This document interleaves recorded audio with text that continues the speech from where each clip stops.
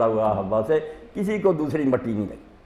اور اس کے ساتھ رسول کریم علیہ السلام نے جس بات کا مظاہرہ کیا ہے، سارے پڑھے لکھے لوگ قرآن میں جب یہ اس طرح پڑھتے ہیں کہ نفس مطمئنہ، یا ایتھا نفس مطمئنہ، اچھے بڑے لوگ جو ہے نا وہ اس گنجرت میں مبتلا ہیں بہام میں کہ وہ نفس مطمئنہ کہاں سے حاصل ہوتا۔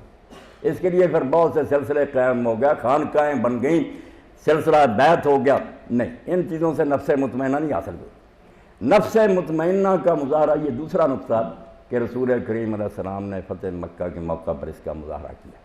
اب اطمینان عربی زبان میں کہتے ہیں کس کو؟ ہم تسلی کو کہتے ہیں، کوئی پریشانی نہیں، ایسی بات نہیں۔ عربی زبان میں اطمینان کا معنی ہوتا ہے ایک جگہ جمے رہنا، نہ ادھر کو جھکنا نہ ادھر کو جھکنا۔ اطمئن الاناء، جب کہیں گے کہ برتن اپنی جگہ پر مطمئن گرونچی پر ٹکا ہوا، نہ ادھر کو جھکانا۔ اطمئن الصراط، چراغ مطمئن، اس کی روشنی جا رہی ہے، نہ ادھر کو جھکتی ہے نہ ادھر کو۔ اس لیے جب دل کی یہ کیفیت ہو جائے کہ خوشحالی ہو یا پریشانی، یہ دو ہی حالتیں ہوگی نا، آپ سب اہل دانش ہیں کہ زندگی میں یہی دو صورتیں پیش آ سکتی ہیں، یا آدمی کو خوشی نصیب ہو گئی یا غمی، دونوں حالتوں میں ایک ہی جگہ سوئی ٹکی رہے، یہ نفس مطمئنہ۔ نہ پریشانی اس کو پریشان کرے، نہ خوشیاں اس کو گمراہ ہونے دیں۔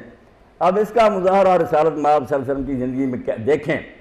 ایک تو اس دن ہوا جب آپ نے ہجرت کی، 8 سال پہلے آپ اس حالت میں مکہ سے نکلے تھے کہ صرف 2 ساتھی، 3 در غار میں پناہ گزیر ہیں، دشمن دروازے پر آ گئے۔ نفس مطمئنہ دیکھیں، حالات تو بظاہر ایسے تھے کہ کانپ جاتے، صاف سامنے نظر آ رہے تھے ان کے پاؤں۔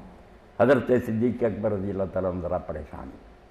حضور نے فرمایا کیا بات ہے؟ کہا دشمن آ گئے دروازے پر، ذرا جھک کر دیکھ لیا نظر آ جائیں۔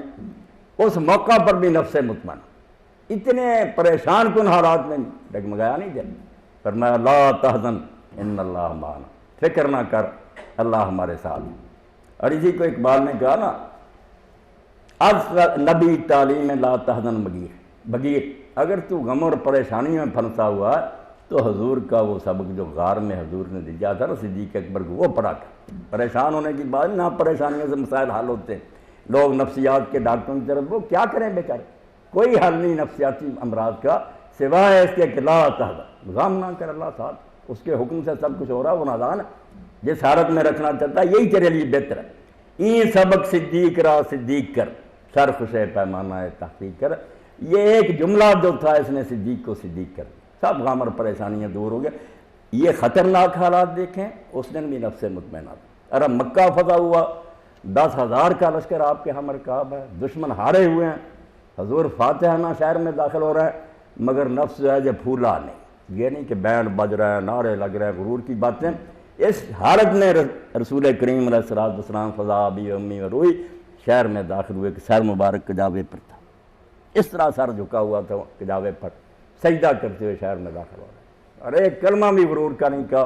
فرمایا انجز وعدہ ونصر عبدہ وہزم الاحزاب، اللہ نے اپنے وعدے پورے کیے، اپنے بندے کی مدد کی اور مجھے غلبہ دیا۔ یہ ہے نفس مطمئنہ کہ آدمی پر کسی قسم کی آندیاں چلیں، غم آئے، پریشانی آئے، ایک حالت میں، اس کا مظاہرہ بھی لوگوں نے ہجرت میں دیکھا، غم کی حالت میں، یہاں فتح کی حالت میں دیکھا، غرور نہیں پیدا ہوا، ذرا نہیں آپ میں ہوا بھری، جھکے ہوئے۔